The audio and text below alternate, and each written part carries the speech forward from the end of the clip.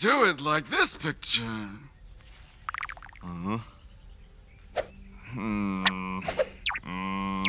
This won't be easy. I thought you said you could cut any hairstyle. I'll do my best. Yo, we're back, right? Season 3 of Scissor 7. Usually it was released every year, you know, season 1 2018, season 2 2019. This one 2021, of course, got pushed back because you know what.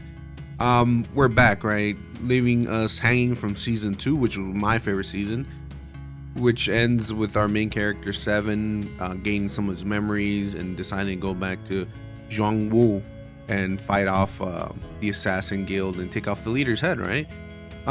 So season 3, right? It starts off, actually it starts off at the end of our Seven's journey, and then it goes back, you know, 5 days earlier, some bullshit like that, and we get to see what went through our main character's mind before he decided to leave the island and go on his adventure, which is great because actually he just left in the end of season 2, and this time we get to see people's struggles, him leaving his friends Daibo and the little bird, I forget his name, in the hospital, and his other homie, the Virgin, and him fighting off assassins.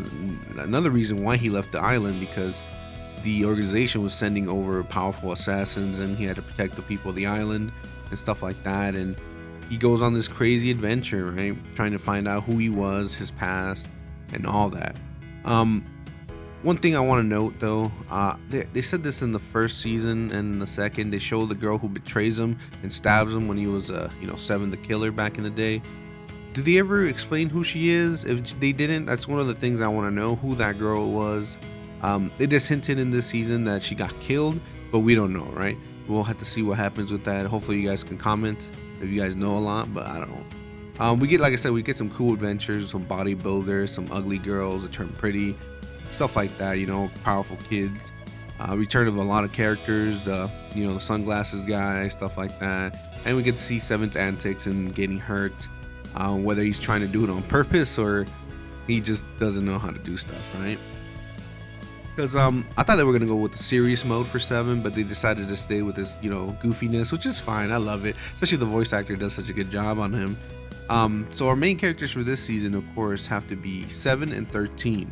13, we love 13. We've seen her OVAs, they were badass. That's probably one of my favorite episodes. She's awesome. Of course, she's starting to fall for 7, and 7, of course, loves her, right? She's hot, right? Who wouldn't?